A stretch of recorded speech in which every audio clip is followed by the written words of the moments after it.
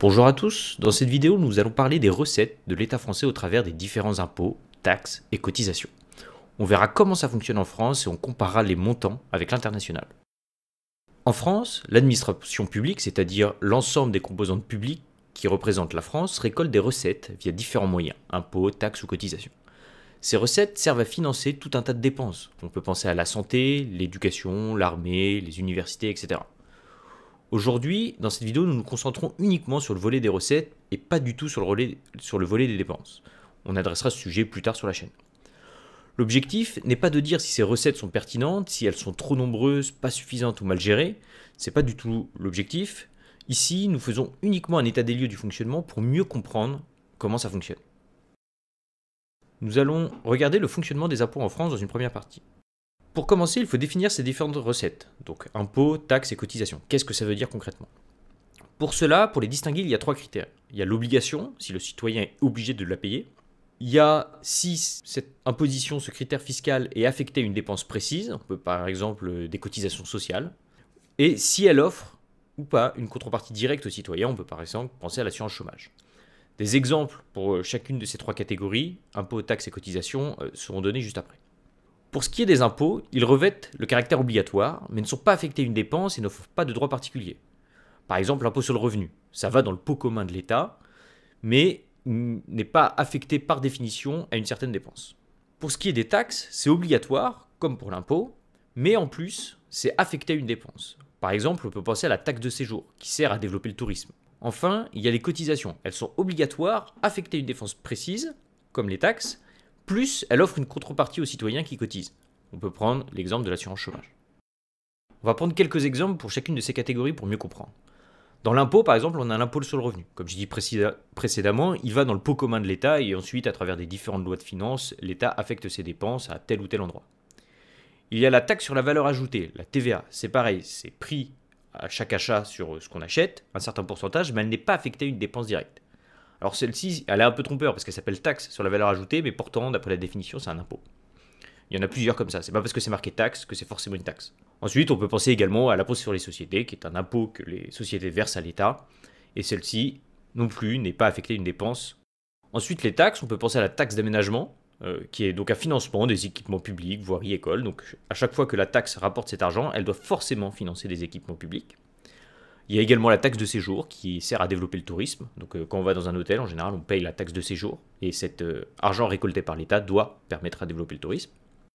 Et pour ce qui est des cotisations, on rajoute en plus le critère qui ouvre des droits pour la personne qui cotise. Donc on pense, comme j'ai dit tout à l'heure, à l'assurance chômage qui finance l'indemnisation des chômeurs, mais en plus nous ouvre des droits au chômage si jamais nous perdons notre emploi. Et un autre exemple, ça peut être l'assurance maladie, où nous cotisons à travers les différentes cotisations sociales, et ça finance les soins, la santé, et on a aussi des droits à avoir, le droit aux soins et à la santé, etc. Les exemples pour les taxes, cotisations et impôts sont nombreux. La fondation IFRAP, qui est une fondation pour la recherche sur les administrations et les politiques publiques, donc globalement ils font des études sur l'efficacité des politiques publiques, se sont intéressés justement à faire une liste de toutes ces taxes, impôts et contributions. Il y en a 483 en France, donc malheureusement je ne peux pas tous les citer. Alors dans cette liste, il y a tout un ensemble de taxes, impôts et contributions qui ne sont plus vraiment d'actualité, mais tout ça pour dire qu'il y a beaucoup de taxes en France, de différentes taxes en France, et donc c'est compliqué de tous les expliciter dans une seule vidéo. Donc globalement, à travers de la vidéo, je vais vous présenter les principaux impôts, ceux qui rapportent le plus à l'État, et je ne vais pas rentrer dans le détail de chacun des impôts. Le prélèvement des recettes a lieu à plusieurs moments dans la vie économique. Tout d'abord, supposons que nous avons une entreprise avec un ou des salariés, et que l'entreprise va leur verser un salaire. L'État va prélever à plusieurs moments sur les montants qui sont versés pour se financer. Un premier prélèvement, quand l'entreprise voudra payer le salarié, ça va être les charges sociales dites patronales. Donc ça, c'est avant le salaire brut, avant le salaire que nous voyons sur nos fiches de paie. Ensuite, sur ce salaire brut, on aura les charges sociales qui seront prélevées et le salarié recevra enfin une paye. Sur le montant qu'il reçoit, l'individu devra, en fonction du montant, payer l'impôt sur le revenu et le verser à l'État. En plus des charges patronales, que nous avons présentées juste avant, l'entreprise devra s'acquitter de l'impôt sur les sociétés. Alors, il y a d'autres impôts pour les sociétés que juste l'impôt sur les sociétés, mais ici nous représentons de façon schématique. Une fois que le salarié donc a reçu son salaire et a payé toutes les cotisations et l'impôt sur le revenu, il va payer des taxes, impôts sur sa consommation. Par exemple, l'alimentation, l'énergie, les différents loisirs sont soumis à la TVA. TVA est variable en fonction de ce qu'on achète. Certaines consommations sont en plus soumises à d'autres taxations. On peut penser à l'énergie, où il y a la taxe générale qui s'appelle la TICPE, taxe intérieure de consommation sur les produits énergétiques. Donc par exemple, il y a une taxe pour le carburant, il y a une taxe pour l'électricité en plus, une taxe pour le gaz. Pour précision, cette taxe par exemple, parce qu'on l'entend beaucoup en ce moment, c'est une assise. C'est-à-dire qu'elle est sur le volume. Donc qu'importe le prix, le montant qu'on paiera sera le même, si on achète un volume fixe. Par exemple, si on achète 10 litres d'essence, on paiera le même prix si le litre vaut 2 euros ou s'il vaut 10 euros. On a également d'autres taxes que sur l'énergie. On a par exemple des taxes sur le sucre, sur le tabac, sur l'alcool, etc. Enfin, il y a également des taxes, impôts et cotisations à payer sur le logement, avec par exemple les droits de mutation, ce qu'on appelle les frais de notaire, et ces droits-là s'appliquent lorsqu'on achète ou on hérite. Il y a également sur le logement la taxe foncière, qu'on est propriétaire, et anciennement il y avait la taxe d'habitation. Il y a également des impôts, cotisations et taxes sur les plus-values qu'on va générer avec notre épargne que l'on place. Alors ça va dépendre des livrets, mais globalement, l'épargne est aussi imposée. Sur ce schéma, on voit que globalement, il y a des taxations diverses à chaque mouvement de l'argent, ce qui permet d'avoir une imposition assez précise sur l'objet de consommation qu'on cible. Par exemple, si on veut pénaliser le sucre pour avantager d'autres produits plus sains, on met une taxe sur le sucre, et comme ça, on a bien ciblé. Cependant, ce système-là reste assez complexe et opaque si on n'y passe pas du temps pour comprendre exactement qu'est-ce qui est prélevé à chaque moment. Alors, je le rappelle, ici, on a regardé uniquement les recettes. Évidemment, derrière ces recettes, l'État dépense, dont une partie revient directement ou indirectement au niveau du contribuable. On peut penser aux aides au logement, on peut penser à toute l'aide qu'on a avec la carte vitale, etc. Donc là, le but, en voyant le schéma, on a l'impression qu'on est prélevé partout, que c'est beaucoup, etc. Mais ce n'est pas du tout la conclusion qu'il faut tirer de ce schéma. Il ne faut pas tirer de conclusion du type « l'État nous prend tout ». L'analyse que nous avons fait actuellement n'est pas suffisante pour savoir si c'est trop, si c'est pas assez, et puis c'est aussi une opinion personnelle, ce qui n'est pas le but de cette vidéo, de dire si c'est trop ou si c'est pas assez. Le fondé ou non des recettes n'est pas du tout le sujet de cette vidéo. Maintenant que nous avons regardé où l'État prélève, on peut se poser la question, qui gère ces recettes en France? Qui les prélève? Revenons à nos administrations centrales publiques, qui sont divisées en 4 sous-secteurs. État, ODAC, administration publique locale et administration publique sociale. Nous avons déjà vu ça un peu plus en détail dans la vidéo sur la dette. Il y a 3 entités qui perçoivent les recettes en France. La première est la DGFiP, Direction Générale des Finances Publiques. C'est à cette entité que nous faisons les déclarations d'impôt sur le revenu, sur les sociétés, la taxe foncière et anciennement la taxe d'habitation par exemple. Elle récupère des recettes pour les 4 entités. C'est la seule entité avec laquelle nous traitons comme quand nous sommes juste salariés. Ensuite, nous avons les URSSAF, qui sont les unions de recouvrement des cotisations de sécurité sociale et d'allocation familiale, et plus généralement l'ACOS, qui est en gros globalement l'URSSAF centrale, on va dire. Et donc l'URSSAF, elle récupère les cotisations sociales pour les administrations sociales et quelques ODAC, principalement des ODAC de santé. L'URSSAF est bien connue des chefs d'entreprise et des entrepreneurs. On n'y a pas affaire quand on est juste salarié, il faut avoir monté une entreprise ou gérer les finances d'une entreprise pour avoir affaire à l'URSSAF. Enfin, moins importante en volume que les 2 précédentes, il y a la DGDDI, Direction Générale des Douanes et des Droits Indirects.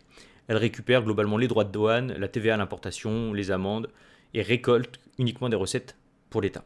Alors grossièrement, je crois que l'URSSAF se gère de récupérer 50% des recettes, la DGFiP à peu près 45% et la DGDDI à peu près 5% pour l'ensemble des administrations publiques. Regardons maintenant un peu plus en détail la situation de la France. Si on regarde depuis les années 2000, les recettes ont fait que perpétuellement augmenter, sauf quelques années exceptionnelles, comme en 2020 avec le Covid. Le sommet a été atteint en 2023, sûrement on l'aura dépassé en 2024, avec 1453 milliards. Globalement, l'augmentation des recettes suit la croissance du PIB en valeur.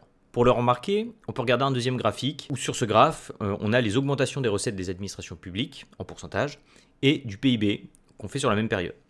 Donc la courbe en orange représente l'augmentation du PIB, alors que le rectangle bleu représente l'augmentation des recettes. On voit que ces 2 valeurs suivent globalement la même tendance.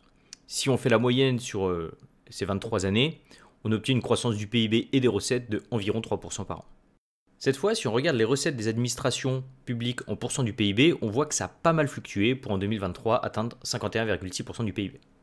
Si on admet que le PIB est la richesse créée d'un pays en une année, on pourrait interpréter ce graphique comme 51,6% de la richesse en 2023 passe dans les caisses des administrations publiques. Je dis bien passe, car ici on ne montre pas du tout les redistributions effectuées par l'administration. Je tiens également à préciser que vous pouvez retrouver un chiffre plus bas pour 2023, qu'on verra d'ailleurs par la suite quand on fera les comparaisons internationales, de à peu près 44-43% du PIB. Ce chiffre-là est les recettes fiscales en pourcent du PIB. Ici, moi je regarde l'ensemble des recettes, c'est-à-dire les recettes fiscales et les recettes non fiscales. Schématiquement, les recettes fiscales viennent uniquement des impôts, cotisations et taxes.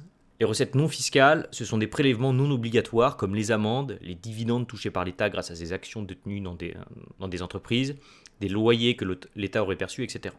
On peut également regarder les recettes par sous-secteur des administrations publiques, c'est-à-dire l'État, administration locale, ODAC et administration sociale. On voit que pour les administrations sociales et locales, les recettes ont quasiment tout le temps cru, alors que pour l'État et les ODAC, il y a pas mal de variations. Des fois ça croît, des fois ça diminue, etc. Dans le débat public, on peut entendre que les recettes, ou même les dépenses de l'État, ont baissé dernièrement. C'est en effet le cas. Les recettes et les dépenses de l'État ont baissé, mais pas les dépenses de la France au global. Il parle uniquement du sous-secteur de l'État. Cette distinction entre État et administration publique porte souvent à confusion. Si on regarde la répartition des recettes en pourcentage, on voit que la grande majorité des recettes sont pour l'administration sociale et l'État. Donc pour l'administration sociale, c'est à peu près 46% des recettes, et pour l'État, à peu près 27%. Donc maintenant, je vais vous présenter un top 10 des recettes des administrations publiques en 2023. Je fais uniquement un top 10 parce que comme on l'a vu avec l'étude de l'IFRAP, il y a plus de 400 impôts, taxes et cotisations, ça fait un peu trop, donc je me concentre sur un top 10. Donc le dixième, c'est la taxe sur les salaires, avec un montant de 16,7 milliards en 2023, soit 1,1% des recettes. Alors la taxe sur les salaires, c'est une taxe qui est payée sur certains salaires pour des entreprises qui ne vont pas vraiment être assujetties à la TVA. Donc principalement par exemple des boîtes financières, des traders, ils ne vont pas rapporter beaucoup de TVA, donc il y a cette taxe sur les salaires. Ensuite, en 9e position, il y a les droits d'enregistrement, donc c'est les frais de notaire lorsqu'on achète un bien immobilier, qui sont de 19,1 milliards en 2023, soit 1,3% des recettes. Ensuite, il y a les droits de mutation gratuits, 20,8 milliards d'euros, soit 1,4% des recettes. Les droits de mutation gratuits, c'est globalement qu'on hérite d'un bien immobilier. Ensuite, en 7e position, il y a la taxe intérieure de consommation sur les produits énergétiques, la TICPE, qui rapporte 30,3 milliards d'euros en 2023, soit 2,1% des recettes. Donc ça, cette taxe, elle inclut la taxe sur le gaz, l'électricité, l'essence, etc. Ensuite, en 6e position, on a la taxe foncière, avec 41 milliards d'euros en 2023, 2,8% des recettes. Ensuite, nous avons l'impôt sur les sociétés, 56,6 milliards, 3,9% des recettes. Ensuite, en 4e position, nous avons l'impôt sur le revenu, 88,9 milliards, soit 6,1% des recettes en 2023. Ensuite, là, on commence à monter sur des montants plus importants dans le top 3. En 3e, nous avons la CSG, la contribution sociale généralisée, qui est donc une taxe sociale, on va dire, cotisation sociale, de 147,3 milliards en 2023, soit 10% des recettes. En top 2, nous avons la TVA, la taxe sur la valeur ajoutée, que nous payons sur à peu près tout ce que nous achetions, 205 milliards d'euros en 2023, soit 14,1% des recettes des administrations publiques. Et enfin, le numéro 1, ce sont globalement les cotisations sociales en France, 462 milliards d'euros de recettes en 2023, soit 31,8% de ces recettes. Globalement, avec ce top 10, on couvre 75%, donc 3 quarts des recettes générées par les administrations publiques. Maintenant, on va comparer la France avec l'international.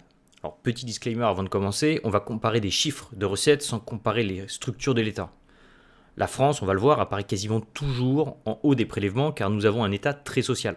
Ce modèle, il faut bien le financer. La seule comparaison de ces chiffres ne suffit pas à dire si on prélève trop d'impôts, pas assez, si tel pays est meilleur qu'un autre, etc. Pour cette comparaison, je vais utiliser une étude de l'OCDE. Donc l'OCDE, c'est l'Organisation de coopération et de développement économique. Donc cette étude, c'est la statistique des recettes publiques. C'est une étude qui a été publiée en 2023. Juste quelques mots sur l'OCDE. Donc l'OCDE, c'est une organisation intergouvernementale d'études économiques. Il y a 38 pays membres actuellement. Le siège social est à Paris. L'ensemble des données qui sont utilisées sont remontées par les États au niveau de l'OCDE. Et la majeure partie de ces pays membres sont des pays de l'Occident. Pour faire simple, l'OCDE classe comme impôt tout ce qui est prélèvement obligatoire. Ils ne font pas de distinction comme on a fait précédemment entre impôts, taxes, cotisations. Cependant, eux, les impôts, ils le divisent en plusieurs catégories. Nous allons voir ça, par exemple, là on les voit à l'écran, il y a la catégorie 1000 qui est l'impôt sur le revenu, la catégorie 2000 qui sont les cotisations sociales, etc. etc. Ici, ce qu'on va faire, on va comparer les différentes catégories entre la France et la moyenne des pays de l'OCDE pour commencer. Donc le tableau orange, c'est les chiffres pour la France, et le tableau bleu, c'est la moyenne pour les pays de l'OCDE. Donc la première catégorie qu'on va regarder, c'est l'impôt revenu, capital, bénéfice. Donc globalement, c'est l'impôt sur les revenus et l'impôt sur les sociétés. Donc en France, ça a augmenté depuis les années 1990, où on était à 6,7% du PIB. Et on a atteint en 2022 12,5% du PIB pour cette catégorie-là, en termes de recettes pour l'État. La moyenne de l'OCDE, on est à peu près pareil, on était en dessous. Et là, en 2022, on est légèrement au-dessus. La moyenne de l'OCDE est en 2022 à 12,3% des recettes. Des recettes en pourcent du PIB. Si on regarde cette fois les cotisations sociales, donc la catégorie 2000, donc la France est largement au-dessus de la moyenne de l'OCDE. En 2022, on est à 14,8%, alors que la moyenne de l'OCDE est à 8,7%. L'État français est un État social, donc c'est pas étonnant qu'on soit largement au-dessus. Ensuite, si on regarde la catégorie 3000, donc l'impôt sur les salaires, ce qui est différent de l'impôt sur le revenu. Donc en France, on n'a pas vraiment d'impôt sur les salaires en tant que tel, vu qu'on a l'impôt sur le revenu. Mais dans cette catégorie, en France, on inclut donc la taxe sur les salaires que j'ai parlé. Je crois qu'il y a le versement mobilité, etc., la taxe d'apprentissage qui sont inclus là-dedans. Globalement, en 2022, la France était autour des 2% des recettes en pourcent du PIB, alors que la moyenne de l'OCDE est à 0,5%. Ensuite, il y a l'impôt sur le patrimoine, qui est globalement resté stable en France pour atteindre 3,7% en 2022. La moyenne de l'OCDE est plus basse, à 1,8%. Ensuite, on a l'impôt sur les biens et les services, donc globalement c'est la TVA, en tout cas pour la France. Donc c'est la catégorie 5000, où là c'est resté stable au fil du temps. Et en 2022, on est à 11,7% des recettes en pourcent du PIB. La moyenne de l'OCDE est légèrement en dessous, à 10,6%. Après, il y a la catégorie autres, 0,2% en 2022 pour l'OCDE, 0,8% en 2022 pour la France. Et quand on fait le total, globalement, les recettes fiscales en pourcent du PIB, en 2022, c'est 45,8% pour la France, et en moyenne à l'OCDE, c'est 34%. La grosse différence se fait sur les cotisations sociales. Donc cette fois, si on regarde la structure fiscale, donc c'est-à-dire comment est répartie en pourcentage les recettes de l'État, on voit que la majorité des recettes de la France sont dues aux cotisations sociales, 32%, puis les impôts sur les biens et les services, donc la TVA, si je résume, 26%, puis impôts sur le revenu, 21%, et puis le reste. On remarque que la structure va dépendre largement des États, et si on prend un État qui est le Danemark, qui a globalement un nombre de recettes en pourcent du PIB quasiment égal à la France, donc le Danemark se situe tout à gauche sur le graphique, il est assez proche donc de nous en pourcent du PIB en impôts, mais on voit que les Danois taxent majoritairement le revenu et les biens et services, comparé à nous où c'est d'abord des cotisations sociales et ensuite les biens et services. Donc on voit que même pour des mêmes montants de recettes ou de prélèvements, la composition peut se faire complètement différemment. Un dernier tableau pour parler des recettes fiscales en pourcent du PIB pour comparer la France. Donc globalement là j'ai pris des pays qui sont assez proches de nous ou du moins qui peuvent nous parler un peu plus au quotidien. Donc pour 2023, la France donc, est en haut du classement pour l'OCDE. On est à peu près au même niveau que l'Italie. On a 5 points de différence des recettes fiscales en pourcent du PIB avec l'Allemagne, quasiment 10 points avec le Royaume-Uni et le Canada, et on a 10 points avec la moyenne de l'OCDE. Si on regarde en bas du tableau, on est quand même assez loin des États-Unis, on a quasiment 20 points d'écart, et un peu moins de 20 points d'écart avec la Suisse. Dans cette vidéo, nous avons regardé le fonctionnement général des impôts, taxes et cotisations en France, qui prélève, quel montant, etc. On a aussi également comparé la France avec d'autres pays à l'international. Cette vidéo est la première d'une série de 4 que j'aimerais faire sur les recettes de l'État, les impôts global. Dans les prochaines vidéos, le but ce sera de se mettre d'un point de vue différent et d'un point de vue différent à chaque vidéo. Donc une des vidéos va s'intéresser au versement qu'effectue un salarié pour expliquer la différence entre le salaire brut vers le salaire net et même la différence entre le super brut et l'ultra net. Donc globalement on se mettra d'un point de vue du salarié, qu'est-ce qu'il verse à l'État. Une vidéo après expliquera le point de vue d'une entreprise, donc quels impôts sont soumis les sociétés en France. Et enfin une dernière vidéo, on se mettra du point de vue du consommateur avec toutes les taxes sur les biens qu'il achète, donc les TVA, les taxes sur les différentes énergies, etc. En tout cas, si ce genre de vidéo et si cette série de vidéos vous intéresse, n'hésitez pas à suivre la chaîne, vous serez tenu au courant lors de leur sortie. Je vous remercie pour votre visionnage et je vous dis à bientôt.